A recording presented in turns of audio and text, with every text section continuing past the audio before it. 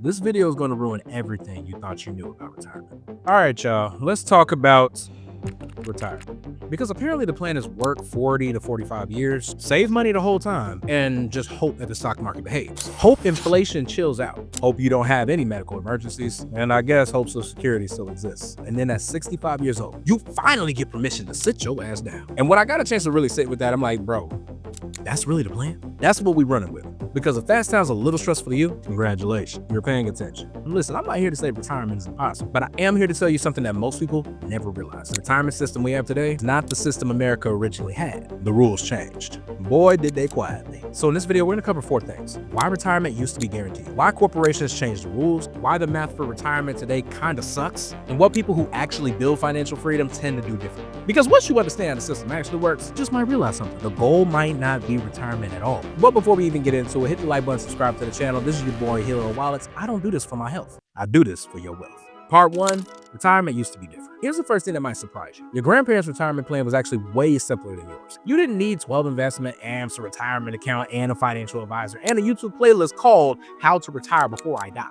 Back then, the system worked just like this. You got a job. You stayed at that job for a long ass time. When you retired, your company paid you a pension every month for the rest of your life. No stock picking and no market time. No checking your portfolio every time the Dow drops 300 points and your heart stops beating. Just a check every month. Now, obviously, this wasn't perfect, but it did something very important. It shifted the risk away from workers and put it on the company. If markets crashed, that ain't your problem. If investments underperformed, also, that ain't your problem. The company still had to pay you, and pensions were actually pretty common. In the early 1980s, about 40% of private sector workers had pensions. But today, that's closer to 10%, which raises a very important question. Where did the pensions go? Did they just disappear? Yeah, pretty much. Part 2, corporations found a better deal. Now let me introduce you to something called a 401k. Now, if you've ever had a job, you've probably seen one of these. HR comes in, they do the little presentation, they've got the PowerPoint, and they're like, all right, everybody, if you contribute to this retirement account, we'll match a portion. And everybody in the room nods like, ah, yes, responsible adult behavior. But here's the funny part. The 401k was never meant to replace pensions. It started in 1978 as a small tax rule, just a little side thing in the tax code. Nobody expected it to become the retirement system for an entire country, but corporations looked at it and said, well, hold on one second. You mean instead of us guaranteeing retirement income, employees can just save their own money and we don't have to promise anything long term? Say less. Slowly over the next few decades, companies started replacing pensions with 401k plans, which sounds harmless on the surface until you realize what actually changed. Before, company responsible for retirement. After, you responsible for retirement. Congratulations, you played yourself. And here's where the system gets interesting, because now millions of Americans are now expected to do something that they've never been trained to do: become investors. I mean, honestly, think about it. You can go to school for 12 to 16 years and nobody teaches you asset allocation, market cycle, inflation hedging, or tax strategy. But at 22 years old, HR hands you a packet and tells you to pick your retirement investment. And you just now figured out how to do your own laundry last year. Now they want you managing a 40-year investment portfolio. Then leads us to the next problem, the math. Because retirement math honestly starts getting a little wild. Far forward, the retirement math starts getting weird. Now let's talk about the math. This is where people start sweating. If you've ever Googled how much money do I need to retire, you probably see numbers like 1 million, 1.5 million, 2 million. At this point, the average person is looking at their bank account like, okay, cool, so I'm never going to. Just gotta find 1,999,000 more dollars.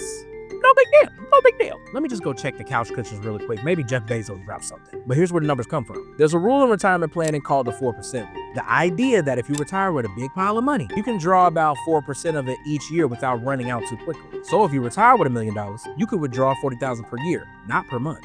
You could withdraw $40,000 per year, not per month, per year. Which means if your lifestyle costs more than $40,000 a year, you either need more money or you need another source of income. Now remember, that's all assuming that the market behaves. And we all know that the market loves behavior. Nothing chaotic ever happens there. Definitely no crashes, definitely no recessions.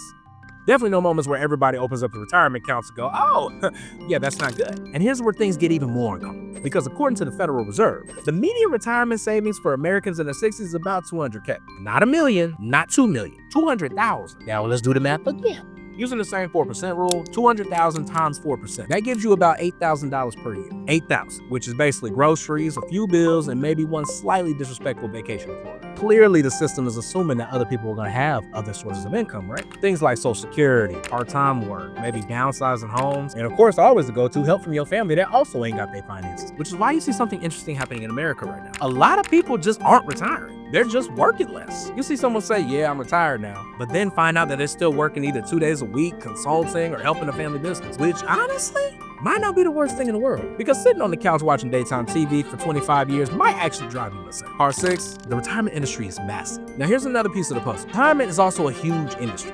We're talking mutual funds, asset managers, brokerages, advisors, retirement planning funds. Together, they manage tens of millions of dollars, which means every year, millions of Americans deposit money into retirement accounts, and those assets get invested across the financial market. Again, nothing wrong with investing, but it does mean one thing. The system works best when people keep contributing money for decades, which is why retirement advice tends to sound very similar no matter where you go. Just keep investing. Just keep saving.